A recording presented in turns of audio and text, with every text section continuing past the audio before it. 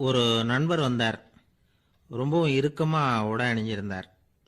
அதாவது ஆடைக்குள்ள அவர் மாட்டிக்கிட்டு இருந்தது மாதிரி தெரிஞ்சது. ஏன் துணி குறைச்சலா எடுத்துட்டீங்களா அப்படின்னு கேட்டோம். இல்லைங்க, எனக்கு எப்பவுமே இறுக்கமா உடை அணிகிறது தான் பிடிக்கும் அப்படின்னார். ஒருத்தர் எப்படி உடை அணிகிறார் அப்படிங்கிறத வச்சே அந்த ஆள் எப்படிப்பட்டவர் அப்படிங்கிறத கண்டுபிடிச்சிடலாம். உடை அணிகிற விதம் ஒருத்தருடைய மனநிலையை வெளிப்படுத்துதான்.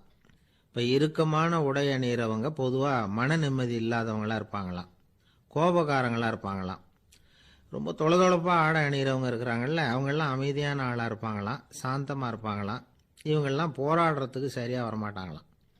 இப்படி ஒரு கணிப்பு இருக்குது. அதனால தான் போர் வீரர்களுக்கெல்லாம் இறுக்கமான உடையை தான் கொடுக்கறது வழக்கம். ஆனால் சன்னியாசிகளை பாருங்கள், அவங்களுக்கெல்லாம் ரொம்ப தொலை உடைகள் தான்.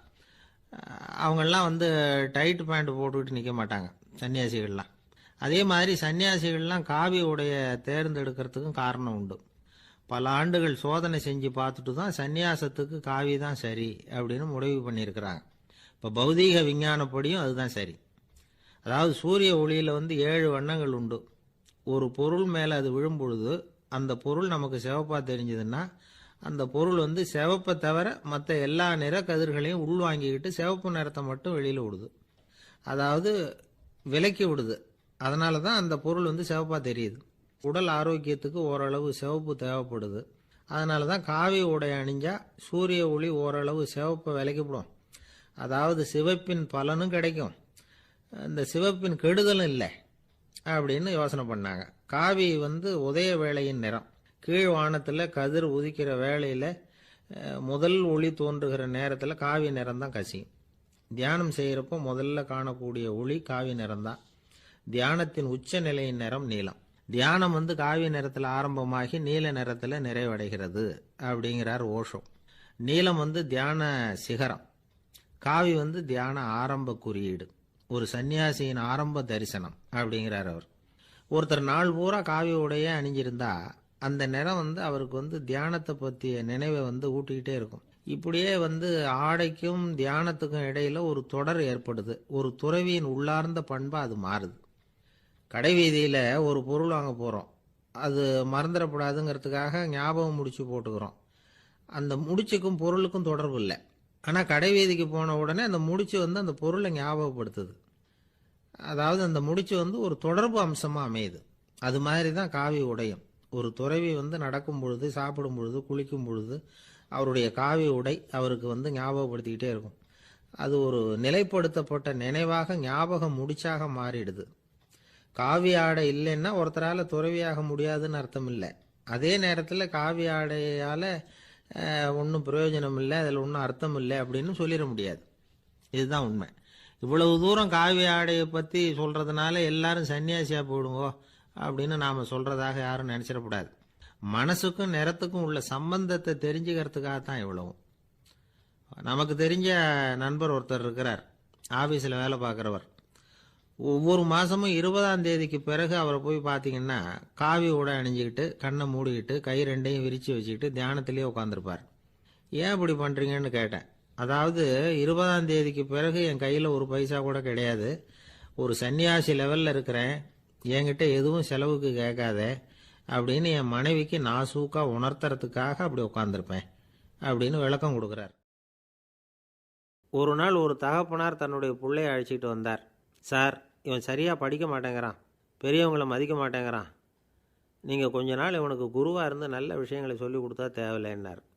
பெரியவங்களையும் மதிக்காதவன் எப்படி என்ன மதிக்க போகிறான் அப்படிங்கிறது நமக்கு யோசனை வரும் இல்லையா? வேணாங்க, என்னை விட்டுருங்க அப்படின்னோம். அவர் விட மாட்டேன்னு விட்டார். இல்லைன்னா அவரே சிஷ்யன் ஆகிடுவார் போல இருந்தது. சரி, வேறு வழி இல்லாமல் அந்த பையனையே என்னுடைய சீடை நான் ஏற்றுக்கிட்டு உபதேசமெல்லாம் பண்ண ஆரம்பித்தோம். அதாவது குரு பக்தின்னா அது எப்படி இருக்கணுங்கிறத பற்றி சொல்லி கொடுத்தோம் அவனுக்கு. சதமகர் அப்படின்னு ஒரு குரு இருந்தார். அவருக்கு ஒரு சீடர்.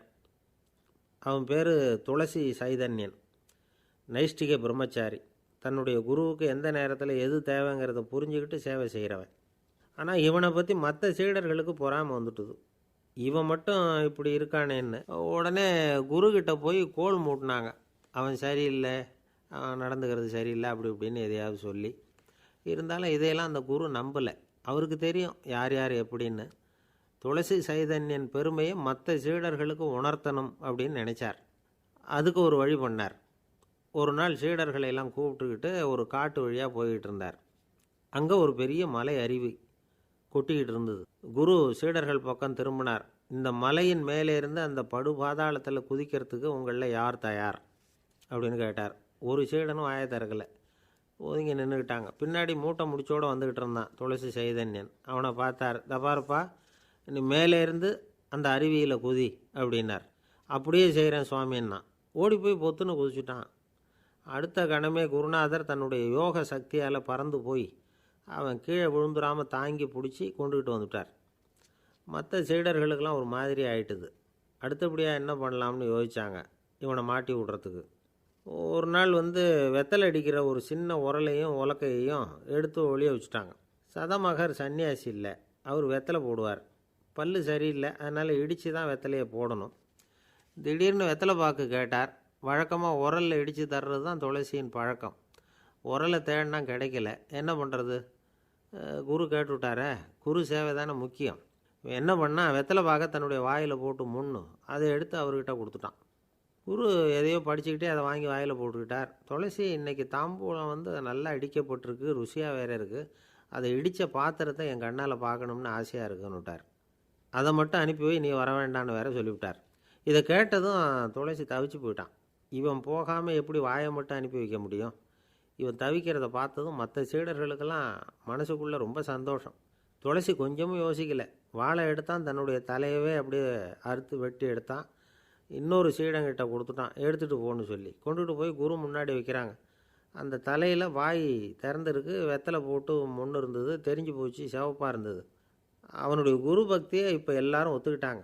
அதுக்கப்புறம் குரு சதமகர் தன்னுடைய அற்புத திறமையினால் அந்த தலையை மறுபடியும் ஒட்ட வச்சுட்டார். துளசிக்கு உயிர் வந்துட்டுது. இப்படி ஒரு பெரிய கதை உண்டு. அதாவது துளசி சைதன்யன் அவனுடைய குரு பக்தி எப்படி அப்படின்னு கேட்டோம்.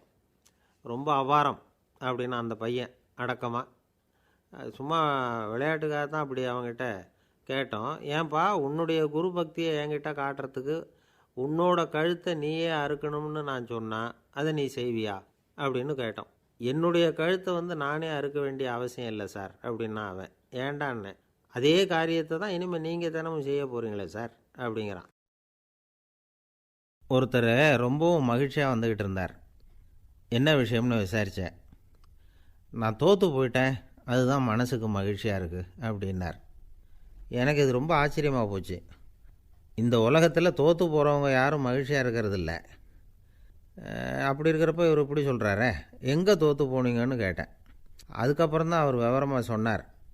என்னோட 5 வயசு குழந்தையோட நான் விளையாடிக்கிட்டு இருந்தேன். அந்த விளையாட்டில் என் குழந்தை ஜெயிச்சு விட்டுது, நான் தோற்று போயிட்டேன் அப்படின்னார் ரொம்ப உற்சாகமாக. நான் யோசித்து பார்த்தேன். அதாவது நாம் சின்ன குழந்தையாக இருக்கிறப்போ எந்த விளையாட்டில் கலந்துக்கிட்டாலும் அதில் நாம் தான் ஜெயிக்கணும்னு ஒரு வெறி நமக்குள்ளே இருக்கும். நம்மளை எதிர்த்து விளையாடுறவர் நல்லவரா கெட்டவரா, பெரியவரா சின்னவரா அப்படிங்கிறதெல்லாம் முக்கியம் கிடையாது. அவர் தோற்று போகணும், நாம் ஜெயிக்கணும், அதுதான் முக்கியம். எதிரியை சந்தோஷப்படுத்த விளையாடுகிற கலை அப்போ நமக்கு தெரியறதில்ல. வாழ்க்கையில் ஒரு பக்குவம் வந்ததுக்கு அப்புறம் வெற்றி பெறணுங்கிற மன அழுத்தம் போயிடுது. போட்டியில் ஜெயிக்கணுங்கிறத விட குழந்தையை சந்தோஷப்படுத்தணுங்கிறது முக்கியமாக போச்சு. ஜெயிக்கணுங்கிற வெறி ஓடி போட்டுது. ஒரு குழந்தையாக இருந்தப்போ நம்ம வளர்ச்சிக்கு உதவிய வெறி பெரியவனானதுக்கு பிறகு நமக்கு எதிரியாக மாறுது. அதை சரியான சமயத்தில் நாம் புரிஞ்சுக்கிட்டோம்னா போதும், நாம் பொழைச்சிக்கலாம். ஒவ்வொரு மனுஷனுமே வாழ்க்கையோட அடுத்த கட்ட வளர்ச்சியில் அடி எடுத்து வைக்கிற நேரத்தில் தன்கிட்ட இருந்து ஏதோ ஒரு குணத்தை அல்லது தன் குணம் இருந்த ஏதோ ஒரு உறவை நாம் இழக்கத்தான் வேண்டியிருக்குது. ஒரு கட்டம் வரைக்கும் உதவியாக இருந்த குணம் அடுத்த கட்டத்துக்கு தடையாக கூட மாறிடலாம். இந்த பரிமாண மாற்றத்துக்கு உள்ளாகிற ஒவ்வொருத்தரும் பிரத்யட்சமாக இதை உணர்கிறாங்க. ஆனால் பல பேர் எப்படின்னா பழசை திறந்துவிட்டு புதிய கொள்கைகளை உருவாக்கிக்கிறதுக்கு இஷ்டம் இல்லாமல் இருந்துவிடுறாங்க, அல்லது அப்படி செய்ய முடியாமல் தவிக்கிறாங்க. இதையெல்லாம் மீறி அந்த பழசை திறந்துவிட்டா அதை இழந்ததால் உண்டாகிற மன அழுத்தம் சில காலத்துக்கு வருத்திக்கிட்டு தான் இருக்கும், வேறு வழி இல்லை. ஆரோக்கியமான ஒரு முன்னேற்றத்துக்காக அந்த மன அழுத்தத்தை தாங்கிக்கத்தான் வேணும் அப்படிங்கிறாரு அந்த உலக புகழ்பெற்ற மேதை ஒருத்தர். இந்த ஸ்காட் பெக் அப்படிங்கிறவர். பிறந்த நாள் முதல் இதுதான் சரி அப்படின்னு கற்பிக்கப்பட்டு வந்த ஒவ்வொரு தத்துவத்தையும் தங்களுடைய வளர்ச்சிக்கு தகுந்த மாதிரி மாற்றி அர்த்தப்படுத்தி கொள்ள முடியாமல் வாழ்க்கை சூழலில் அப்படியே அரைப்பட்டு தூளாகிறவர்கள் தான் ரொம்ப தவிக்கிறாங்களாம். இதுதான் அவருடைய கருத்து. பெரும்பாலும் மனிதர்களுடைய நடுத்தர வயசில், அதாவது 30 தாண்டுகிற சமயத்தில் தான் இந்த தவிப்பு உண்டாகுதான். இதை தான் மேற்கத்திய நாடுகளில் அடிக்கடி மிட் லைஃப் கிரைசிஸ் அப்படின்னு சொல்கிறாங்க. அப்பப்போ பழசையெல்லாம் தொலைச்சி விட்டு புதுசாக பிறக்கிறதுக்கு கற்றுக்கணும். ஒவ்வொரு நிமிஷத்தையும் அந்த நிமிஷத்துக்கு ஏற்ற சித்தாந்தம் கொண்டவர்களாக சந்திப்போம் அப்படிங்கிறார் அந்த உளவியல் நிபுணர். இப்படி பழகிக்கிட்டால் வாழ்க்கை இன்பமயம், இல்லைன்னா தவிப்பு மயம்தான். பழசை தொலைக்க முடியாதவர்களில் எத்தனையோ பேர் உண்டு, எத்தனையோ ரகம் உண்டு. அதில் வேடிக்கையான நண்பர்களும் உண்டு. ஒருத்தர் நண்பர் வீட்டுக்கு போனார். அவர் ஏதோ இனிப்பு பலகாரம் கொடுத்து சாப்பிட சொல்லியிருக்கிறாங்க அவங்க வீட்டில். இவர் சாப்பிட்டு பார்த்துட்டு சொன்னாராம், சார் 6 மாதத்துக்கு முன்னாடி ஒரு தடவை இங்கே வந்தேன், அப்போது ஒரு இனிப்பு பலகாரம் கொடுத்தீங்க, அது இதை விட நல்லா இருந்தது சார் அப்படின்னாராம். அப்போ செஞ்ச அதே இனிப்பு பலகாரம் தான் சார் இதுவும் அப்படின்னாராம் அவர். இயேசுநாதர்கிட்ட ஒருத்தர் கேட்டாராம், இயேசுவே என்னை எவ்வளவு நேசிக்கிறீர்கள் அப்படின்னு. அவர் தன்னுடைய 2 கைகளையும் அகல விரித்து இவ்வளவு என்று சொல்லி சிலுவையில் உயிர் நீத்தார் அப்படின்னு சொல்லுவாங்க. அதாவது அந்த நேசிப்புக்கு எல்லை கிடையாது, அதே போல் மன்னிப்புக்கும் எல்லை கிடையாது. இது இயேசுநாதர் சொல்லி கொடுத்த ஒரு பாடம். இயேசுனுடைய சீடர்களில் ஒருத்தன் பீட்டர், அவன் ஒரு நாள் இயேசுநாதர்கிட்ட கேட்டிருக்கான், இயேசுவே நான் என்னுடைய தம்பிக்கிட்ட அடிக்கடி சண்டை போட்டுக்கிட்டு இருக்கிறேன், என்னுடைய சகோதரன் கூட, அவனை நான் எத்தனை தடவை மன்னிக்கிறது? ஏற்கனவே 7 தடவை அவனை மன்னிச்சுட்டேன் அப்படின்னு சொல்லியிருக்கிறான். அப்போது இயேசு சொன்னாராம், மன்னிக்கிறதுக்கு எத்தனை தடவைங்கிற கணக்கெல்லாம் கிடையாது. எத்தனை தடவை உன்னுடைய சகோதரன் உன்னை கோபப்படுத்துகிறானோ அத்தனை தடவை நீ மன்னிக்கிறதுக்கும் தயாராக இருக்கணும், அதுதான் அப்படின்னு சொன்னாராம். அப்போ இவனுக்கு ஒன்றும் புரியல, இது என்ன அவன் தப்பு பண்ணிக்கிட்டே இருப்பான், நாம் மன்னிச்சிக்கிட்டே இருக்கிறதா அப்படிங்கிறது மாதிரி குழப்பமாக இருந்திருக்கிறான். அப்போது இயேசுநாதர் தன்னுடைய சீடன் பீட்டர்கிட்ட ஒரு கதை சொன்னாராம். அந்த கதை இன்றைக்கு நாம் எல்லாரும் சிந்தித்து பார்க்க வேண்டிய ஒரு கதை. அதாவது மன்னிப்பை விரும்புகிறவர்கள் மன்னிக்கவும் தயாராக இருக்க வேண்டும் அப்படிங்கிறது தான் அந்த கதையினுடைய தத்துவம். அந்த இயேசுநாதர் சொன்ன கதை என்னென்னா, ஒரு மன்னர் இருந்தார். அவர் ஒரு நாள் அரண்மனையில் உட்காந்து கணக்கு வழக்குகள்லாம் பார்த்துக்கிட்டு இருந்தார். நம்ம அரண்மனையிலேருந்து யார் யார் அரசாங்க கடன் வாங்கியிருக்கிறாங்க, யார் யார் திருப்பி செலுத்தியிருக்கிறாங்க அப்படிங்கிற விவரத்தையெல்லாம் பார்த்துக்கிட்டு இருந்தார். அப்போ தான் புரிஞ்சுது, அந்த அரண்மனையில் வேலை செய்கிற ஒருத்தனே அரசாங்க கடன் வாங்கியிருக்கிறான். எவ்வளவு? 10,000 பொற்காசுகள் வாங்கியிருக்கான் கடன். இந்த 10,000 பொற்காசுகளை திருப்பி செலுத்தலை அரசாங்கத்துக்கு. இது மன்னர் கவனத்துக்கு வந்தது. உடனே நம்ம அரண்மனையில் இருக்கிறவனே அரசு கடன் வாங்கி திருப்பி செலுத்தாமல் இருக்கான், அவனை கூப்பிட்டு வாங்கன்னு சொல்லி கூப்பிட்டுட்டு வந்தாங்களாம். விசாரிச்சிருக்கிறாங்க, என்னப்பா நீ எவ்வளோ ஒன்று? ஆமாங்க 10,000 பொற்காசுகள் வாங்கியிருக்கிறேன், இன்னும் திருப்பி கட்டலைன்றிருக்கான். உடனே அவர் மன்னர் சொல்லியிருக்கிறார், நம்ம சட்டத்திட்டப்படி நீ உடனே பணத்தை திருப்பி கட்டிடு, அப்படி உன்னால் கட்ட முடியலன்னா உன்னுடைய வீடு வாசல் சொத்து சுகம் எல்லாத்தையும் விற்று அந்த பணத்தை அரசு கருவூலத்தில் சேர்த்துக்கிறதுக்கு நானே ஏற்பாடு பண்ணிடுறேன் அப்படின்னு அந்த மன்னர் சொன்னாராம். இவன் அப்படியே அதிர்ச்சி ஆகிட்டான், அப்படியே பொத்துன்னு காலில் விழுந்தானா, மன்னா என்னை மன்னிச்சுங்க, என்னால் முடியல, எனக்கு மன்னிப்பு கொடுங்க அப்படின்ட்டுருக்கான். உடனே அவர் எழுந்திரிச்சு, சரி நீ மன்னிப்பு கேட்டுவிட்ட, அதனால் உன்னை மன்னிக்கிறேன், நீ பணம் கட்ட வேண்டாம் அப்படின்னு சொல்லி அந்த மன்னர் அவனை விட்டுட்டாராம். பணத்தையும் தள்ளுபடி போட்டார், நீ திருப்பி கட்ட வேண்டான்னு. இவனுக்கு ரொம்ப மகிழ்ச்சி, அதனால் ரொம்ப உல்லாசமாக வந்துக்கிட்டு இருக்கிறான். தெருவில் வந்துக்கிட்டு இருக்கிறப்ப இவங்கிட்ட கடன் வாங்கின ஒருத்தன் எதுக்கு வந்துக்கிட்டு இருக்கான். அவன் இவங்கிட்ட ஒரு 100 பொற்காசுகள் கடன் வாங்கியிருக்கான். அவன் வந்தான், இவன் போய் அவன் சாட்டையாக பிடிச்சிக்கிட்டான், நீ எப்படா என் கடனை திருப்பி கொடுக்க போகிறேன்னு. அவன் இப்போ முடியல, கொஞ்சம் பொறுத்துக்கா, அப்புறம் தாரேன் இருக்கான். அதெல்லாம் முடியாது, நீ கொடுத்து தான் ஆகணும் அப்படின்னு இவன் புடிவமாக சொல்கிறான். இப்போ நிலைமையை பாருங்கள், இவன் ஏற்கனவே 10,000 பொற்காசுகள் அரசாங்கத்தில் கடன் வாங்கினா அதுக்கு மன்னிச்சு விட்டுட்டார் இவனை. ஆனால் இவன் இன்னொருத்தனை மன்னிக்கிறதுக்கு தயாராக இல்லை. இவங்கிட்ட கடன் வாங்கின இன்னொருத்தன் 10 பொற்காசுகள், அவனை மன்னிக்க தயாராக இல்லை. அவனை கொண்டு போய் நீதிமன்றத்தில் கொண்டு போய் நிறுத்தி தண்டனை வாங்கி கொடுத்துட்டான். நீதிபதி என்ன சொன்னார், அந்த இவன் வாங்கின பொற்காசுகளை திருப்பி கட்டுற வரைக்கும் ஜெயிலில் இருக்கணுங்கிறது தீர்ப்பு. ஆனால் உடனே அரசர் காதில் விழுந்தது. சொல்லிட்டாங்க, உங்ககிட்ட மன்னிப்பு வாங்கிட்டு போனானே ஒருத்தன், அவன் இன்னொருத்தனை மன்னிக்கிறதுக்கு தயாராக இல்லை, அவனை கொண்டு போய் ஜெயிலில் அடைச்சிட்டான் அப்படின்னு. உடனே மன்னர் பார்த்தார், இவனை மறுபடியும் கூப்பிட்டு வர சொன்னார். இதை பாருப்பா, நான் உன்னை மன்னிச்சு விட்டேன், ஆனால் நீ இன்னொருத்தனை மன்னிக்கிறதுக்கு தயாராக இல்லை. அதனால் என்னுடைய தீர்ப்பையும் மாற்றுறேன், நீயும் அரசு கடன் தீர்ற வரைக்கும் ஜெயிலில் தான் இருக்கணும் அப்படின்னு சொல்லி ஜெயிலுக்கு அனுப்பிச்சிட்டாராம். இப்படி ஒரு கதையை இயேசுநாதர் தன்னுடைய சீடருக்கு சொன்னதாக ஒரு வரலாறு. அது என்ன, அதிலேருந்து நாம் புரிந்து கொள்ள வேண்டியதுன்னா, நாம் மன்னிக்கப்படணும்னு நாம் விரும்புகிறோம்னா நாம் இன்னொருத்தரை மன்னிக்கிறதுக்கு தயாராக இருக்கணும். அதனால் நாம் இன்னொருத்தரை யாரையும் மன்னிக்க மாட்டோம், ஆனால் என்ன இன்னொருத்தர் மன்னிக்கணும் அப்படிங்கிறது மாதிரி செய்யக்கூடாதுன்னு சொல்லுவாங்க. அது மாதிரி நாம் இப்போ இது தப்பாக புரிஞ்சுக்கிறவங்களும் இருக்கிறாங்க. பாவம் மன்னிப்புங்கிறதுலாம் எதுக்குன்னா, அதாவது மறுபடியும் பாவம் செய்யாமல் இருக்கிறதுக்காக தான். அதான் மன்னிக்கிறாரே அப்படிங்கிறதுக்காக மறுபடியும் பாவம் பண்ணிகிட்டு இருக்கிறது இல்லை.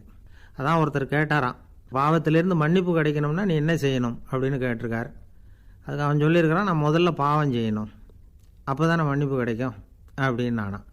இப்படிப்பட்டவர்கள் தான் இன்றைக்கி உலகத்தில் அதிகமாக இருக்கிறாங்க. அதனால் இந்த மன்னிப்பின் மகத்துவங்கிறது இயேசுநாதர்கிட்டேருந்து தான் நாம் புரிஞ்சுக்கணும். அந்த இயேசு சொன்ன அந்த மன்னிக்கிற மனோபாவம் இருந்தால் இன்றைக்கி உலகம் பூராவும் அமைதி பூங்காவாக இருக்கும். அதில் ஒன்றும் ஆச்சரியமே இல்லை, அதில் ஒன்றும் சந்தேகமும் இல்லை. அதனால் மன்னிக்கிற மனோபாவத்தை நாம் எல்லாரும் நமக்குள்ளே வளர்த்து கொள்ள வேண்டும் அப்படிங்கிறது தான் நாம் இன்றைக்கு எல்லோரும் சிந்தித்து பார்க்க வேண்டிய ஒரு செய்தி. ஒரு வயசான அம்மா தெரு வழியாக போயிட்டு இருந்தாங்க. அவங்க கையில் எண்ணத்தையோ வச்சுக்கிட்டு அதை அடிக்கடி பார்த்துக்கிட்டே இருந்தாங்க. ஒருத்தன் மெதுவாக அவங்கக்கிட்ட போய் கையில் இருக்கிறது என்ன அப்படின்னு எட்டி பார்த்தா அவங்க கையில் 4 பல் இருந்துதான். இவன் ஆச்சரியமாக அந்த அம்மாவை பார்த்தான். ஏம்மா, உனக்கு என்ன பைத்தியமா, ஏது இந்த பல், இதை என்னத்துக்காக கையில் வச்சுக்கிட்டு அலைஞ்சிக்கிட்டு இருக்கிற அப்படின்னு கேட்டிருக்கான். அதுக்கு அந்த அம்மா விவரம் சொல்ல ஆரம்பித்தாங்களாம். இதை பாருப்பா, எனக்கு ஒரு மகன் இருந்தான், அவனை ரொம்ப செல்லமாக வளர்த்தேன். அவனை தரையிலே நடக்க விடுறதில்ல, எப்பவும் தூக்கி வச்சுக்கிட்டு இருப்பேன். அவன் நல்லா பெரியவனாகி பள்ளிக்கூடம் போகிறப்ப கூட அவன் புஸ்தக மூட்டையை நான் தான் சுமந்துக்கிட்டு போவேன். பார்க்குறவங்க கூட கேலி பண்ணுவாங்க, ஏம்மா படிக்க போகிறது நீயா உன் பிள்ளையான்னு கேட்பாங்க. அவன் இன்றைக்கி எவ்வளவோ பெரிய மனுஷன் ஆகிட்டான், வெளிநாட்டில் பெரிய உத்தியோகத்தில் இருக்கான். சமீபத்தில் இங்கே வந்துட்டு போனான். ஒரு நாள் ஏதோ கோபத்தில் என்னை அரைஞ்சுட்டான். அப்போ இந்த 4 பல்லும் கீழே விழுந்துட்டுது. இன்னமும் கூட விழுந்திருக்கும், ஆனால் பல்லு தான் இல்லை. என் புள்ள அரைஞ்சதுனால விழுந்த பல்லு இல்லையா அது. அதனால் இதை எப்பவும் என் கையிலேயே வச்சுக்கிட்டு ஆசையோடு பார்த்துக்கிட்டு இருக்கிறேன். அவன் தான் வெளிநாட்டுக்கு போட்டான், அவனை பார்க்க முடியாத ஏக்கத்தை நான் இந்த பல்லை பார்த்து போக்கிக்கிறேன் அப்படின்னு நாங்களாம் அந்த அம்மா. இந்த கதை எதுக்காகன்னா, தாய் அன்பு அப்படிங்கிறது எப்படிப்பட்டதுங்கிறத புரிஞ்சுக்கிறதுக்காக. கல்யாணம் ஆனதுக்கப்புறம் தாயை மறந்து விடுறவங்க எத்தனை பேர் இந்த உலகத்தில்? அவங்க காதில் வேணுங்கிறதுக்காக தான் இந்த தகவல். ஆனால் ஒரு விஷயம் மட்டும் நல்லா புரிஞ்சுக்கணும், தாயை மதிக்க தெரிஞ்சவங்க தான் இன்றைக்கி வாழ்க்கையில் எல்லா விதத்துலேயும் முன்னுக்கு வந்திருக்கிறாங்க. வேணும்னா விசாரித்து பார்த்துக்குங்க. இன்னொரு அம்மா இருந்தாங்க. அவங்க தினமும் ஒரு கோயிலுக்கு வருவாங்க. சாமியை பார்த்து, கடவுளே நான் இறந்து போனால் நரகத்துக்கு போகணும் அப்படின்னு வேண்டிக்குவாங்களாம். எல்லோரும் சொர்க்கத்துக்கு போகணும்னு தானே கடவுள்கிட்ட வேண்டிக்குவாங்க. இந்த அம்மா தினம் நான் நரகத்துக்கு போகணும் அப்படின்னு வேண்டிக்கிறாங்க. அங்கே இருந்த அர்ச்சகருக்கு இது சந்தேகம். ஒரு நாள் அதை நேரடியாகவே அவங்கக்கிட்ட கேட்டுவிட்டார். அதுக்கு அந்த அம்மா பதில் சொன்னாங்களாம், ஐயா, எனக்கு கல்யாணம் ஆகி ரொம்ப நாள் வரைக்கும் குழந்தை பாக்கியம் இல்லாமல் இருந்தது. கோயில் குளம் எல்லாம் சுற்றி வந்தேன். ரொம்ப நாள் கழித்து ஒரு குழந்தை பிறந்தது, ஆண் குழந்தை. அவனை நான் ரொம்ப செல்லம் கொடுத்து வளர்த்தேன். அதோட விளைவு என்ன ஆச்சுன்னா, அவன் ரொம்ப மோசமாக ஆகிட்டான். கெட்ட பழக்க வழக்கம்லாம் கற்றுக்கிட்டான். அவன் இறந்து போனால் நிச்சயம் அவனுக்கு நரகம்தான் கிடைக்கும். அந்த அளவுக்கு கெட்டவன் அவன். அப்படிப்பட்ட காரியங்கள்லாம் பண்ணிகிட்ருக்கான், எனக்கு தெரியும். இவனுக்காக நரகத்தில் கூட யாரும் தயவு காட்ட மாட்டாங்க, தாட்சண்யம் காட்ட மாட்டாங்க. அதனால் இவனுக்கு முந்தி நான் இறந்து நரகத்துக்கு போயிட்டா அங்கே இவனை கவனிச்சிக்கலாமே, இவனுக்கு பணிவிடை செய்யலாமேன்னு பார்க்குறேன் அப்படின்னு நாங்களாம். அதனால தான் நான் நரகத்துக்கு போகணும்னு தினம் ஆண்டவனை வேண்டிகிட்டு இருக்கிறேன் அப்படின்னு கண்கலங்கி அந்த அம்மா சொன்னாங்களாம். அதுதான் தாய் உள்ளம்ங்கிறது. தாயின் பெருமையை சரியாக உணர்ந்துட்டா அவங்களுக்கு எப்பவும் எந்த கஷ்டமும் வராது. இது ஏதோ உபதேசத்துக்காக சொல்கிற வார்த்தை இல்லை, உண்மையான வார்த்தை. இந்த விவரத்தையெல்லாம் நண்பர் ஒருத்தர்கிட்ட சொல்லிக்கிட்டு இருந்தேன். அவர் கொஞ்ச நாள் கழித்து என்னை தேடி வந்தார். அவர் கையிலேயும் 4 பல் வச்சுருந்தார்.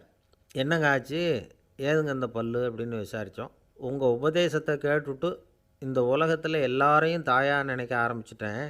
ஒரு அம்மாவை கடத்தரில் பார்த்து தாயேன்னு கூப்பிட்டேன். அவங்க உடனே பலார்னு என்னை அரைஞ்சிட்டாங்க, பல் விழுந்துட்டுது. அதை தான் பொறுக்கி எடுத்துக்கிட்டு நேராக உங்களை தேடி வந்துக்கிட்டு இருக்கிறேன்னார். தாயேன்னு தானே கூப்பிட்டீங்க, அதுக்கு ஏன் அரைஞ்சாங்க அப்படின்னு கேட்டோம். நான் தாயேன்னு கூப்பிட்டது அவங்க காதில் நாயேன்னு விழுந்துட்டு தான், அதுதான் இப்படி ஆயிட்டுது அப்படின்னார். ஊருக்கு வெளியில் அமைதியான ஒரு இடம், அங்கே ஒரு ஆசிரமம், அங்கே ஒரு சாமியார். அவர் தினமும் நல்ல போதனைகள்லாம் செய்வார். பல பேர் போய் அங்கேயே சில நாள் தங்கி இருந்து அவர் சொல்கிற அறிவுரைகளை எல்லாம் கேட்டுக்கிட்டு வர்றது வழக்கம். ஒரு தடவை அவரை பார்த்துட்டு போகிறதுக்காக 3 வெளியூர் தம்பதிகள் வந்தாங்களாம். அந்த மடத்திலேயே சாப்பிட்டுக்கிட்டு தங்கியிருந்து அவங்களுடைய போதனைகளை கேட்டுக்கிட்டு போகணுங்கிறது அவங்க நோக்கம். காலையில் குளிச்சுட்டு பூஜையில் உட்காந்தார் அந்த சுவாமி. இவங்களும் குளிச்சுட்டு அந்த பூஜையை பார்க்குறதுக்காக அவர் முன்னாடி வந்து உட்காந்தாங்க. பூஜை ஆரம்பமாச்சு. சம்பிரதாயப்படி அது ரொம்ப நேரம் நடந்துக்கிட்டே இருக்குது. இவங்களுக்கு நல்ல பசி இருந்தாலும் இந்த நேரத்தில் அதை எப்படி வெளியில் காட்டிக்கிறது? பேசாமல் இருந்தாங்க. அந்த சுவாமி பூஜையை முடித்தார். அதுக்கப்புறம் பேச ஆரம்பித்தார். பேச்சு அருமையாக தான் இருந்தது, அமிர்தமாக தான் இருந்தது.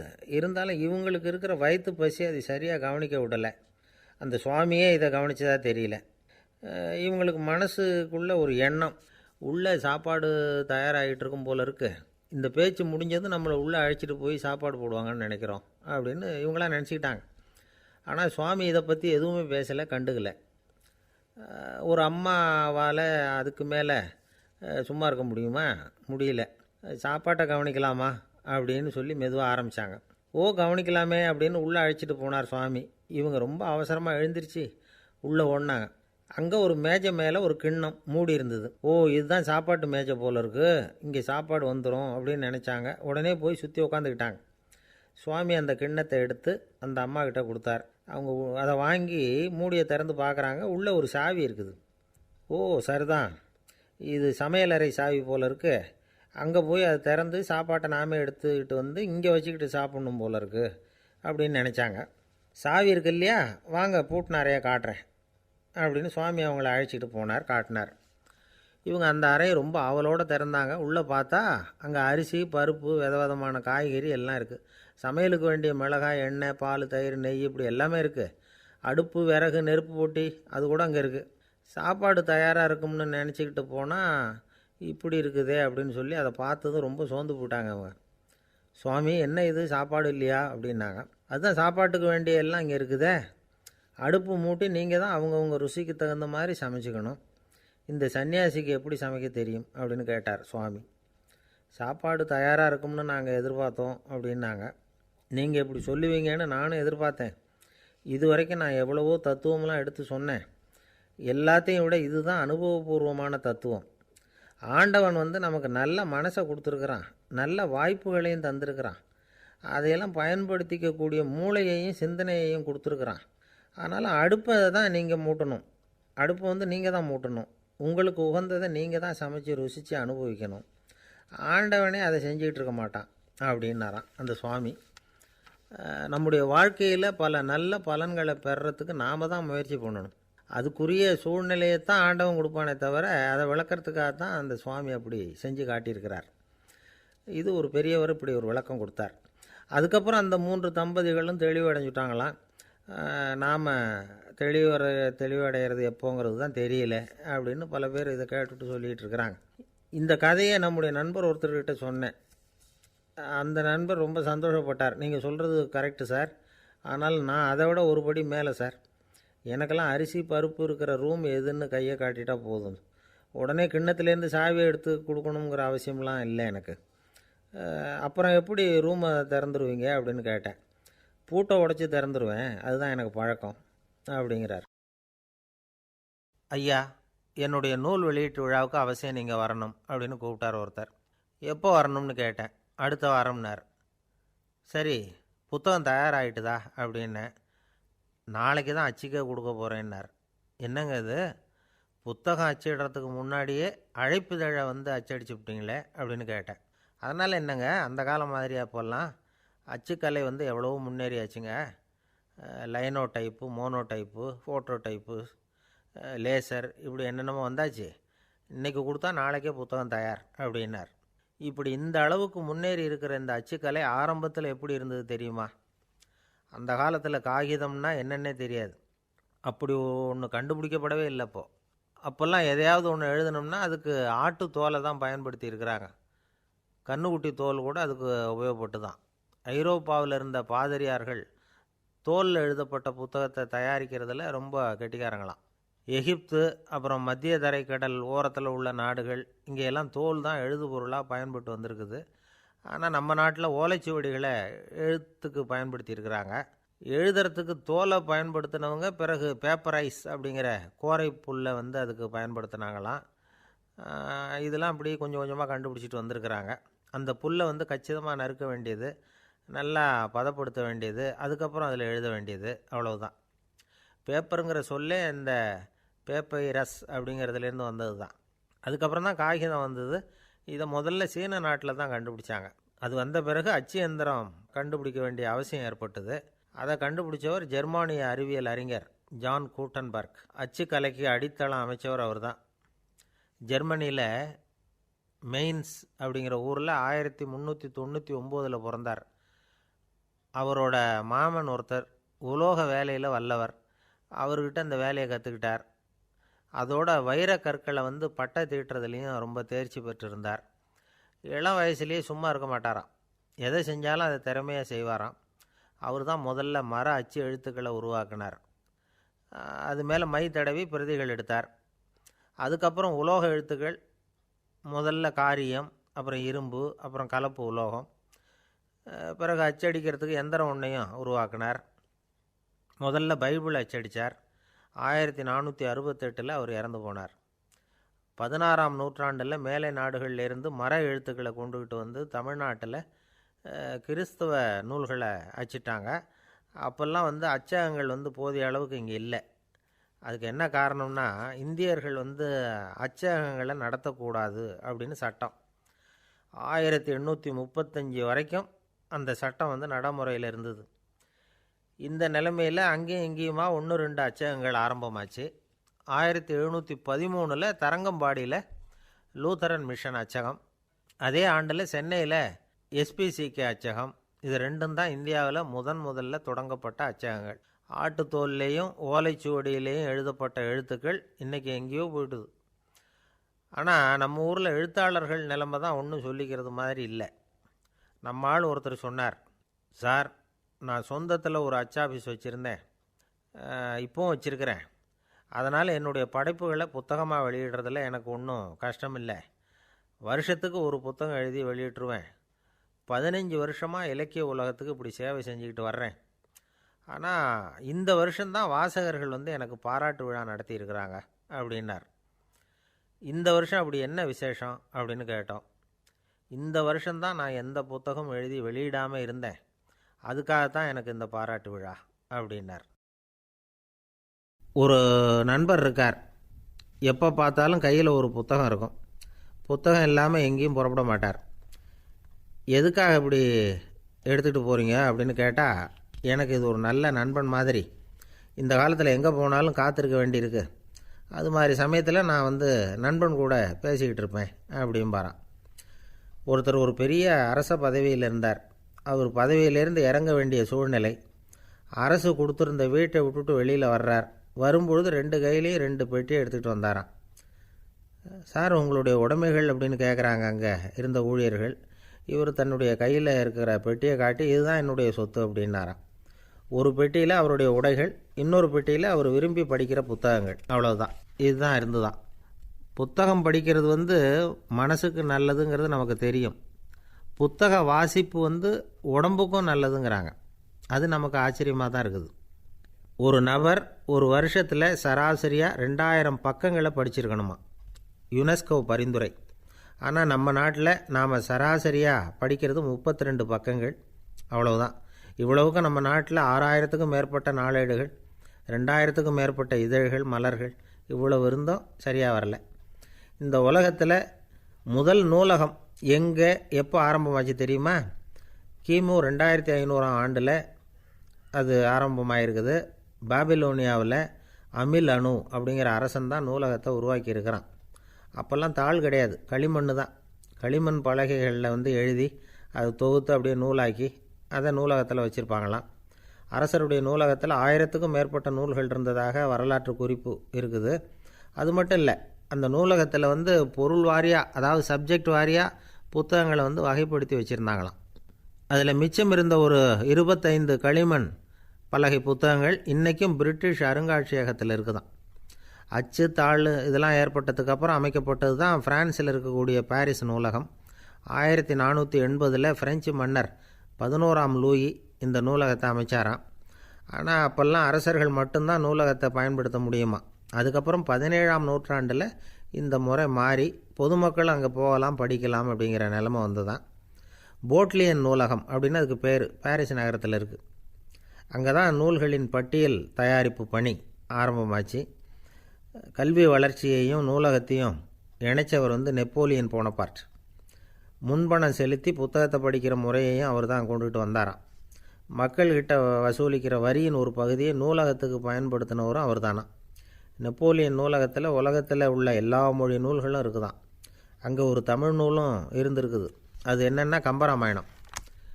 சோவியத் யூனியனுக்கு படையெடுத்து போனப்போ அங்கேருந்து லட்சக்கணக்கான புத்தகங்களை இந்த பனிச்சறுக்கு வாகனங்கள் இருக்குல்ல அதில் கொண்டுகிட்டு வந்ததாக வரலாறு. அடுத்தபடியாக குறிப்பிட்டு சொல்லத்தக்க நூலகம் எதுன்னா பிரிட்டிஷ் நூலகம். மிக பழைய கையெட்டு பிரதியெல்லாம் கூட அங்கே இருக்குது. 1753 ஆரம்பமாச்சு. அதில் உள்ள நூல்களை வரிசையாக அடுக்கினா 180 கிலோமீட்டர் நீளத்துக்கு வருமா. மிகப்பெரிய நூலகம் அமெரிக்க தலைநகர் வாஷிங்டனில் இருக்குதான். இந்தியாவை பொறுத்த வரைக்கும் பெரிய பழைய நூலகம் எதுன்னா கல்கத்தா நூலகம். எல்லா இந்திய மொழி நூல்களும் இங்கே உண்டு. மகாகவி பாரதியார் நடத்தின இந்தியாங்கிற இதழின் எல்லா பிரதிகளும் அங்கே பாதுகாப்பாக இருக்குது. படிக்கும் பழக்கம் இங்கே வளர வேண்டியிருக்குது. ஒருத்தர்கிட்ட ஒரு புஸ்தகத்தை கொடுத்து விமர்சனம் எழுத சொல்லியிருந்தாங்க. கொஞ்ச நாள் கழித்து அவரை போய் பார்த்து என்னங்க புஸ்தகத்தை படித்து பார்த்தீங்களா அப்படின்னு கேட்டாங்களாம். இதுக்கு அவர் சொல்லியிருக்கிறார், இன்னும் நான் படித்து பார்க்கலிங்க, இப்போ தானே விமர்சனமே எழுதி முடிச்சிருக்கிறேன், இனிமே தான் படிக்கணும் அப்படின்னாராம். ஒருத்தர் அவசரமாக போய்கிட்டு இருந்தார். எங்கே போய்கிட்டு இருக்கீங்க அப்படின்னு கேட்டார் ஒரு பெரியவர். கடைக்கு போகிறேன் சார், சாமான் வாங்கிறதுக்கு அப்படின்னார். அங்கே போகிறதுக்கு முன்னாடி தெரிஞ்சிக்க வேண்டியதெல்லாம் தெரிஞ்சுக்கிட்டீங்களா அப்படின்னு கேட்டார் பெரியவர். கடைக்கு போய் காசை கொடுத்து ஒரு பொருளை வாங்கிட்டு வரப்போகிறோம், இதில் தெரிஞ்சிக்க வேண்டியது என்ன இருக்குது அப்படின்னார் அலட்சியமாக. இப்போ அந்த பெரியவர் பேச ஆரம்பித்தார். இந்த உலகத்தில் எந்த ஒரு செயலில் இறங்குறப்போவும் நாம் நல்லா ஆலோசனை பண்ண வேண்டிய விஷயம் 5 அப்படின்னார். உதாரணமாக ஒருத்தன் கடைக்கு போய் ஏதோ ஒரு பொருளை வாங்கிட்டு வர போகிறான்னு வச்சுக்கோங்களேன். அப்போ கூட அவன் 5 விஷயங்களை பற்றி தெரிஞ்சுக்க வேண்டியிருக்குது அப்படிங்கிறார் அவர். முதல்ல அந்த பொருள் எப்படிப்பட்டது அப்படிங்கிறத தெரிஞ்சுக்கணும். ரெண்டாவதாக தன்னை பற்றியும் தெரிஞ்சுக்கணும். அப்போ தான் அந்த பொருள் தனக்கு தேவையா இல்லையா அப்படிங்கிறத புரிஞ்சுக்க முடியும். மூணாவதாக தெரிஞ்சுக்க வேண்டியது ஒன்று இருக்குது. அது என்னென்னா அந்த பொருளை அடையிறதுக்கு வழி என்ன அப்படிங்கிறத தெரிஞ்சுக்கணும். அதாவது எவ்வளவு பணம் கொடுத்தா அது கிடைக்கும், இது மாதிரியான விஷயங்கள். நாலாவதாக அந்த பொருளை அடையிறது மூலமாக நாம் அடையக்கூடிய பயன் என்ன அப்படிங்கிறதையும் உணரணும். அஞ்சாவது அந்த பொருளை அடையிறதுல இருக்கக்கூடிய தடை எது அப்படிங்கிறதையும் நாம் தெரிஞ்சுக்கணும். பெரியவர் பேசுகிறது ஏதோ தத்துவம் மாதிரி தெரியுது இல்லையா, தத்துவம்தான். அதாவது இப்படி உலகியல் வாழ்க்கையில் சின்ன சின்ன விஷயங்கள்லேயே நாம் 5 விஷயங்களை தெரிஞ்சுக்க வேண்டியிருக்குது. அது ரொம்ப அவசியமாக இருக்குது. பேரின்ப நிலைன்னு சொல்கிறாங்கள்ல, அது மாதிரி பெரிய சமாச்சாரங்கள்லேயும் இந்த 5 விஷயங்களை நாம் தெரிஞ்சுக்க வேண்டியிருக்குது. அதுக்கு பேர் என்னன்னா அர்த்த பஞ்சகம். வைணவ சமயத்தில் அர்த்த பஞ்சகம்ங்கிறது ரொம்ப பெரிய விஷயம். கடைக்கு போகிறது மாதிரி கடவுளை பார்க்க போகிறப்பவும் நாம் 5 விஷயங்களை தெரிஞ்சுக்கணுமா. முதல்ல பரம்பொருள் அப்படிங்கிறது என்ன, அதோட தன்மைகள் என்ன, இதை தெரிஞ்சுக்கணும். இதுக்கு பேர் என்னென்னா பரமாத்ம ஸ்வரூபம் அப்படின்னு பேர். ரெண்டாவது நாம் யார், நம்மோட தன்மை என்ன அப்படிங்கிறத தெரிஞ்சுக்கணும். நான் யாருன்னு எனக்கே தெரியலைங்கிறப்போ இதை நான் சொல்கிறேன்னு இது என்னுடையதுன்னு சொல்கிறது தப்பு தானே.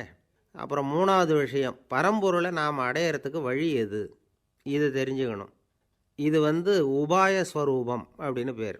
நாலாவது விஷயம் நாம் அடைய வேண்டிய பயன்கள் என்ன அப்படிங்கிறத தெரிஞ்சுக்கிறது. இதுக்கு புருஷார்த்தம் அப்படின்னு பேர். அஞ்சாவது அந்த பயனை அடைய விடாமல் தடுக்கிற தடைகள் யாவை அப்படிங்கிறத தெரிஞ்சுக்கிறது. இது விரோதி ஸ்வரூபம். இதைத்தான் தடையியல் அப்படின்னு சொல்கிறாங்க.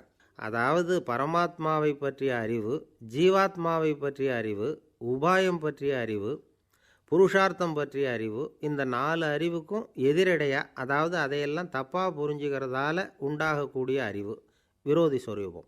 என்ன இது தகவலில் ஏதாவது கதை சொல்லுவீங்கன்னு பார்த்தா ஏதோ தத்துவம் பேசிக்கிட்டு இருக்கிறீங்களே அப்படின்னு நினைக்கலாம். இதுவும் தெரிஞ்சுக்க வேண்டிய ஒரு பெரிய விஷயந்தான். காதில் போட்டு வச்சா எப்போவாவது உபயோகப்படும். என்னுடைய நண்பர் ஒருத்தர் ஒரு நாள் என்கிட்ட சொன்னார், சார் அடுத்த மாதம் தஞ்சாவூரில் ஒரு கல்யாணம், போகிறதா வேண்டாமா அப்படின்னு ஒரே குழப்பமாக இருக்குது அப்படின்னார். நான் உடனே இந்த அர்த்த பஞ்சக உபதேசம் பண்ண ஆரம்பித்தேன். அவர் எல்லாத்தையும் பொறுமையாக கேட்டுவிட்டு, சரி சார் நான் போகிறதுன்னு முடிவு பண்ணிவிட்டேன்னார்.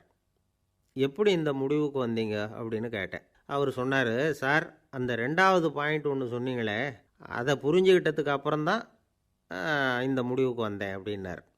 என்ன 2வது பாயிண்ட்டுன்னு? அதாவது தன்னை பற்றி புரிஞ்சுக்கணும் அப்படின்னு சொன்னீங்க. உடனே என்னை பற்றி புரிஞ்சுக்கிட்டேன், நான் யாருங்கிறது எனக்கு தெரிஞ்சுது, உடனே போகிறது தான் நல்லதுன்னு முடிவு பண்ணிவிட்டேன்னார். நீங்கள் யாருன்னு கேட்டேன். நான் தான் சார் அந்த கல்யாணத்தில் தாலி கட்ட வேண்டிய மாப்பிள்ளை அப்படின்னார். அந்த காலத்தில் அண்ணாமலை ரெட்டியார்னு ஒருத்தர் இருந்தார். அவர் வெங்கனூர் அப்படிங்கிற கிராமத்தில் இருந்தார். அங்கேருந்து விருத்தாசலம் கோவிலுக்கு தவறாமல் போயிட்டு வந்துக்கிட்டு இருந்தார். இடையில் வெள்ளாறு, அதில் ஒரு சமயம் வெள்ளம் வந்துட்டுது. இவரால் போக முடியல. அதோட விளைவு வெங்கனூர்லேயே ஒரு கோவில் கட்டணும் அப்படின்னு முடிவு பண்ணார், சிவாலயம். அந்த சமயத்தில் வடநாட்டில் பஞ்சம். அதனால் அங்கே இருந்த பல சிற்பிகள் தென்னாட்டை நோக்கி வர ஆரம்பித்தாங்க. அவங்க வெங்கனூர் வழியாக வர்றது தெரிஞ்சதும் இவர் போய் பார்த்தார். இங்கே ஒரு கோவில் கட்டணும், அதுக்கு நீங்கள் உதவணும்னார். பஞ்ச காலத்தில் இப்படி ஒரு வாய்ப்பு கிடைச்சதில் அவங்களுக்கும் ரொம்ப மகிழ்ச்சி. உற்சாகத்தோடு ஒத்துக்கிட்டாங்க. ஆலய திருப்பணி ஆரம்பமாச்சு. அவங்களுக்கு வேண்டிய எல்லா வசதிகளையும் இவர் செஞ்சு கொடுத்தார். அவங்களுக்கு எந்த குறையும் இல்லாமல் பார்த்துக்கிட்டார்.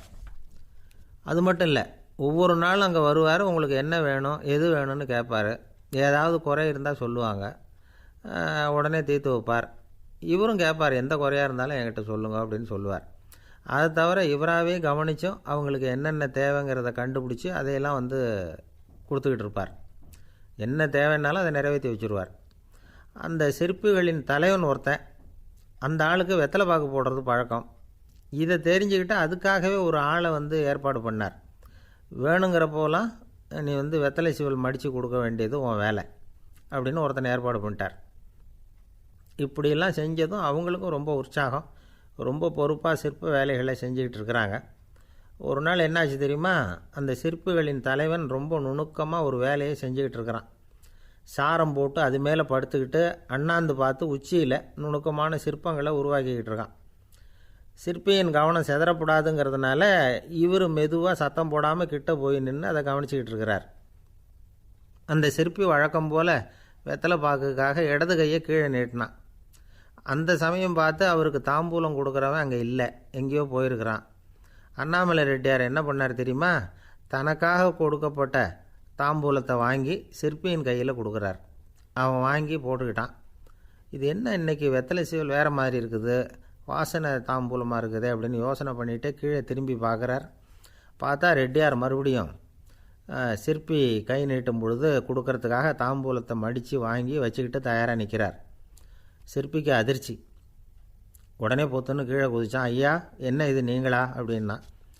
இவர் சொன்னார், நான் ஒன்றும் தப்பு பண்ணலையே, உன்னுடைய கை புண்ணியம் செஞ்ச கை, கோயில் கட்டுற கை, அந்த கைக்கு தாம்பூலம் கொடுக்கறதுல என்ன தப்பு அப்படின்னாராம். ஏற்கனவே பஞ்சத்தில் அடிபட்டு வந்த எங்களை நீங்கள் ஆதரித்ததே பெரிய விஷயம். இந்த செயல் என்னை ஒரு பெரிய கடனாளி ஆக்கிவிட்டுது. ஐயா எங்களுக்கு உணவு உடை இதை மட்டும் நீங்கள் கொடுத்தா போதும், ஊதியம்னு எதுவும் வாங்க மாட்டோம் அப்படின்னு நானும். அந்த சிற்பி எவ்வளோ வற்புறுத்தியும் எதுவும் வாங்கிக்கலையாம். இந்த செய்தியை தமிழ் தாத்தா டாக்டர் ஊவேசா சொல்லியிருக்கிறார். அந்த காலத்தில் எப்படிப்பட்டவங்கள்லாம் வாழ்ந்துருக்கிறாங்க பாருங்கள். இந்த காலத்தில் ஒருத்தர் கோவில் கட்டினார், வேலை செய்கிற எல்லாருக்கும் சாப்பாடு போடுவார். சிற்ப வேலை செஞ்சுட்டு சாப்பிட வர்ற ஒவ்வொருத்தர் கையையும் அன்பாக பிடிச்சி முத்தம் கொடுத்து உள்ளே அனுப்புவார். அந்த கைகளுக்கு நீங்கள் கொடுக்குற மரியாதையாது அப்படின்னு கேட்டாங்க. அடா அது இல்லைங்க, ஏற்கனவே முதல் பந்தியில் சாப்பிட வந்தவன் மறுபடியும் வர்றானான்னு கண்டுபிடிக்கிறதுக்காக கையை பிடிச்சி மோந்து பார்க்குறேன் அப்படின்னாராம் அவர். பிரம்மத்தை அறிந்தவன் பிரம்மமாகிறான் அப்படின்னு ஒரு பெரியவர் பேசினார் ஒரு கோவிலில். தைத்திரிய உபனிஷத்து அப்படி சொல்லுதான். இதை கேட்கும் பொழுது நமக்கு ஒரு சந்தேகம் வரும். அது எப்படி? பிரம்மத்தை அறிந்தவன் பிரம்மம் ஆகிறான்னா, சிங்கத்தை அறிந்தவன் சிங்கம் ஆகிறானா, தோசையை அறிந்தவன் தோசை ஆகிறானா? இப்படிப்பட்ட சந்தேகம் நமக்கு வர்றதில் ஒன்றும் ஆச்சரியம் இல்லை. இது இயற்கை. இதுக்கும் அந்த பெரியவரே பதில் சொல்கிறார். சிங்கம் வேற, நாம் வேற. அதனால் சிங்கத்தை அறிந்தவன் சிங்கம் ஆக மாட்டான். ஆனால் பிரம்மம் வேற, நாம் வேற இல்லை. அதனால் பிரம்மத்தை அறிந்தவன் பிரம்மமாகறான் அப்படிங்கிறது அவரோட விளக்கம். மனிதன் அவன்தான் தான் பிரம்மங்கிறது தெரியாதனால தான் அதை வேறு எங்கேயோ தேடிகிட்டு இருக்கிறான். கடைசியில் அது தான் தாங்கிறது புரிஞ்சுக்கிற பொழுது அவன் பிரம்மம் ஆகிடுறான். இதை விளக்கிறதுக்கு ஒரு உபநிஷத்து கதையே இருக்குது. நமக்கு தெரிஞ்ச கதை தான், ஆனால் அதை வேறு விதமான அர்த்தத்தில் விளையாட்டாக சொல்லிகிட்டு இருக்கிறோம். ஒரு சமயம் ஒரு 10 நண்பர்கள் ஒரு காட்டு வழியாக போய்கிட்டு இருக்கிறாங்க. குறுக்க ஒரு நதி, அதை கடந்து அடுத்த பக்கம் போகணும். எல்லோரும் ஒரு வழியாக கடந்து அடுத்த கரைக்கு போய் சேர்ந்துட்டாங்க. அங்கே போய் சேர்ந்ததுக்கப்புறம் எல்லோரும் பத்திரமா வந்து சேர்ந்துட்டோமா அப்படின்னு தெரிஞ்சுக்கிறதுக்காக எண்ணி பார்க்குறான் அந்த கூட்டத்து தலைவன். அவங்க மொத்தம் 10 பேர். ஆனால் இவன் எண்ணி பார்க்குறப்போ 9 தான் வருது. ஏன்னா அவன் தன்னை விட்டுவிட்டான். எதிரில் நிற்கிறவங்கள மட்டுமே எண்ணுறான். ஐயோ 10வது ஆள் எங்கேங்கிறான், பதறான். சரி நீ இரு, நான் எண்ணி பார்க்குறேன்னு சொல்லிவிட்டு இன்னொருத்தன் வந்து எண்ணுறான். அவனும் தன்னை விட்டுட்டு எண்ணுறான். 9 தான் வருது. எல்லோரும் கொய்யோ முறையோன்னு கத்த ஆரம்பிச்சிட்டாங்க. அந்த சமயத்தில் ஒரு பெரியவர் அந்த பக்கமாக வர்றார். என்ன விஷயம்னு விசாரிக்கிறார். 10வது ஆள் 6 அடிச்சுட்டு போட்டுது அப்படின்னு சொல்லி இவங்க அழறாங்க. சரி அழாதீங்க அப்படின்னு சொல்லி அந்த தலைவனை பார்த்து இப்படி வாங்குறார். வர்றான். இப்போ எனக்கு முன்னாடி ஒரு தரம் எண்ணு பார்க்கலாம்ங்கிறார். 1 2 3ன்னு ஆரம்பித்து 9ல் வந்து முடிக்கிறான். உடனே பெரியவர் நீ தான் அந்த 10வது ஆள் அப்படிங்கிறார். இது உண்மை. நாம் தான் அது. நாம் தான் நம்மளை வேறு எங்கேயோ தேடிகிட்டு இருக்கிறோம். நாம் எங்கேயோ தேடிகிட்டு இருக்கிறோமே, அந்த பிரம்மம் நாம் தான். இப்படி ஒரு பெரிய உண்மையை விளக்கிறதுக்காக தான் அப்படி ஒரு கதை சொல்லப்பட்டது. ஆனால் அதை வந்து நாம் வேறு விதமாக வேடிக்கையாக உபயோகப்படுத்திக்கிட்டு இருக்கிறோம். எப்படி தெரியுமா? ஒரு ஆற்றங்கரையில் ஒரு 10 பேர் முழிச்சுக்கிட்டே நின்றுக்கிட்டு இருந்தாங்களாம். அந்த பக்கமாக வந்த ஒருத்தன் ஏன் இப்படி முழிச்சுக்கிட்டு நிற்கிறீங்கன்னு கேட்டிருக்கிறான். எங்களுக்கு நீச்சல் தெரியாது, நாங்கள்லாம் அடுத்த கரைக்கு போய் சேரணும் அப்படின்னு நாங்களாம். சரி நான் கொண்டுட்டு போய் விட்றேன். எல்லாரும் அக்கறைக்கு போய் சேர்ந்த உடனே ஆளுக்கு ₹1 வீதமாக மொத்தம் ₹10 எனக்கு கொடுக்கணும் அப்படின்ட்டுருக்கான் இவன். சரின்னு ஒத்துக்கிட்டாங்க. இவன் ஒவ்வொருத்தராக கையை பிடிச்சி மெதுவாக ஆற்றுல இறக்கி அழைச்சிட்டு போயிட்டான். 9 பேரை கரை சேர்த்துட்டான். 10வது ஆள் பாதி ஆற்றுல போயிட்டு இருக்கிறப்போ திடீர்னு வெள்ளம் வந்துட்டுது. புடி நழுவி போச்சு. கையை விட்டுட்டான். வெள்ளம் அடிச்சிட்டு போட்டுது. அழைச்சிட்டு வந்தவன் நீச்சல் அடித்து தட்டு தடுமாறி கரைக்கு வந்து சேர்ந்துட்டான். கரையில் இருந்தவங்களுக்கு இந்த விஷயம் தெரியாது. இருந்தாலும் இவன் உடம்பு பூரா நனைஞ்சி கொஞ்சம் அதிகமாக மூச்சு வாங்க நின்றுக்கிட்டு இருந்தானா, ஏங்க ஏன் இப்படி மூச்சு வாங்குது, என்ன விஷயம் அப்படின்னு கேட்டாங்களாம். அதுக்கு இவன் கொஞ்சமாக அலட்டிக்காமல் சொன்னானா, வேறு ஒன்றும் இல்லை, நீங்கள் கொடுக்க வேண்டிய ₹10ல் ₹1 குறைஞ்சி போச்சு அவ்வளவுதான் அப்படின்னான். ஒரு ஆள் ராமகிருஷ்ணரை தேடி வந்தான். அவன் கையில் 1000 பொற்காசுகள் வச்சுருந்தான். அதை அவர்கிட்ட கொடுத்து இதை ஏற்றுக்கணும் அப்படின்னு ரொம்ப பணிவாக கேட்டுக்கிட்டான். அவர் பார்த்தார். இது எனக்கு தேவையில்லை, ஆனாலும் உன்னுடைய மனசை புண்படுத்துறதுக்கு நான் விரும்பலை, அதனால் நீ கொடுக்குறத வாங்கிக்கிறேன்னார். வாங்கிக்கிட்டார். அப்புறம் கேட்டார், இதை பாரு, இனிமேல் இதெல்லாம் என்னுடைய இது தானே அப்படின்னார். ஆமாம், அதையெல்லாம் நான் உங்களுக்கே கொடுத்துட்டேன் அவன். சரி, இப்போ நீ எனக்காக ஒரு காரியம் பண்ணணும்னார். என்ன செய்யணும்னு சொல்லுங்கன்னா, இந்த நாணயங்களையெல்லாம் எடுத்துக்கிட்டு போய் கங்கை நதியில் எரிஞ்சுட்டு வா அப்படின்னார். இவனுக்கு அதிர்ச்சியாக போச்சு. என்ன பண்ணுறது? இனிமேல் அது முடியாதுன்னு சொல்ல முடியாது. ஏன்னா அந்த நாணயங்களையெல்லாம் அவருக்கே கொடுத்துட்டான். இனிமேல் அதெல்லாம் இவனுடையது இல்லை. பேசாமல் அவ்வளவையும் அள்ளிக்கிட்டு ஆத்தங்கரைக்கு போனான். போனவன் ரொம்ப நேரம் திரும்பியே வரல. ராமகிருஷ்ணருக்கு சந்தேகம். என்ன ஆச்சு அந்த மனுஷனுக்கு? காசுகளோடு அந்த கங்கையில் குதிச்சுட்டானா? போகும்பொழுதே ஒரு மாதிரியாக தான் போனான். போய் என்னன்னு பார்த்துட்டு வாங்க அப்படின்னார். அங்கே இருந்த ஒருத்தர் ஓடி போய் பார்த்தார். அவர் போய் பார்க்கும்பொழுது அவன் அங்கேயே இருந்தான். அதுக்கப்புறம் அவர் திரும்பி வந்தார். வந்து விவரத்தை சொன்னார். அதாவது அவன் கங்கை கரையில் உட்காந்துக்கிட்டு ஒவ்வொரு நாணயமாக 1 2ன்னு எண்ணி எண்ணி வீசிக்கிட்டு இருக்கிறான். அவனை சுற்றி ஒரு கும்பல் நின்றுக்கிட்டு அவனை தடுத்துக்கிட்டு இருக்குது அப்படின்னு விவரத்தை சொன்னார் போயிட்டு வந்தவர். இதை கேட்டதும் ராமகிருஷ்ணரே புறப்பட்டு அங்கே போனாராம். என்ன இப்படி பண்ணிகிட்ருக்கிற? நான் உன்னை அந்த நாணயங்களை கங்கையில் வீசி எறிய சொன்னேன், நீ ஏன் அதை எண்ணிக்கிட்டு இருக்கிற அப்படின்னார். பழக்கம்தான் காரணம். நான் ஒவ்வொரு நாளும் ஒவ்வொன்றா சேமித்து வச்சேன். இன்றைக்கி என்கிட்ட நிறைய இருக்குது. உங்களுக்கு ஒரு 1000 நாணயங்களை கொடுக்கணுங்கிறது என்னோடய ஆசை அப்படின்னா. இப்போ ராமகிருஷ்ணர் சொன்னார், ஒரே நேரத்தில் எல்லாத்தையும் சம்பாதிச்சிருந்தா நீ எண்ணுறது பொருத்தமாக இருக்கும். எல்லாத்தையும் இழக்கும்போது ஒவ்வொன்றா எண்ணிக்கிட்டு இழக்கிறதுங்கிறது சரியான செயல் இல்லை. அதனால் ஒரே தடவையாக எல்லாத்தையும் தூக்கி எறிஞ்சிடும் அப்படின்னார். இது இழப்பது அப்படிங்கிற ஒரு உயர்ந்த நிலை. இதை நாம் யதார்த்த வாழ்க்கையில் சம்மந்தப்படுத்தி பார்த்து குழப்பிக்கிட்டு இருக்கக்கூடாது. இழக்கிறேன்னு சொல்லிக்கிட்டு இருக்கிற காசையெல்லாம் ஆற்றுலையும் குளத்துலையும் கொண்டு போய் எறிஞ்சிட்டு வாங்க அப்படின்னு உபதேசம் பண்ணுறதாக யாரும் நினச்சிடக்கூடாது. இதில் நாம் புரிஞ்சிக்க வேண்டியது என்னென்னா, எதையாவது ஒன்றை இன்னொருத்தருக்கு கொடுக்கணும் அப்படின்னு விருப்பப்பட்டால் அதை மனப்பூர்வமாக கொடுத்துடணும். கொடுத்துட்டு அதையே நினச்சிக்கிட்டு இருக்கக்கூடாது. நம்மால் ஒருத்தர் ஒரு 100 ரூபா நோட்டை தன்னுடைய நண்பர் ஒருத்தர்கிட்ட கொடுத்து, இது உனக்கு தான் வச்சுக்கோ அப்படின்னார். அவர் பார்த்தார், இது இனிமேல் எனக்கு தானே சொந்தம் அப்படின்னார். ஆமான்னார் அவர். அப்படின்னா எனக்காக நீ ஒரு உதவி செய்யணும்னார். சொல்லுங்கள் செய்கிறேன்னார் அவர். இந்த 100 ரூபா நோட்டை தீ வச்சு கொளுத்தி விடுன்னார். இவர் அதிர்ச்சியாகி அவரை பார்த்தார். இப்போ அவர் சொன்னார், நீ எனக்கு அன்பாக கொடுத்தது இது. இந்த நோட்டு கள்ள நோட்டுங்கிறது எனக்கு முன்னாடியே தெரியும். சீக்கிரம் கொளுத்தி விடு, அதுதான் நம்ம 2 பேருக்குமே நல்லது அப்படின்னாராம் அவர்.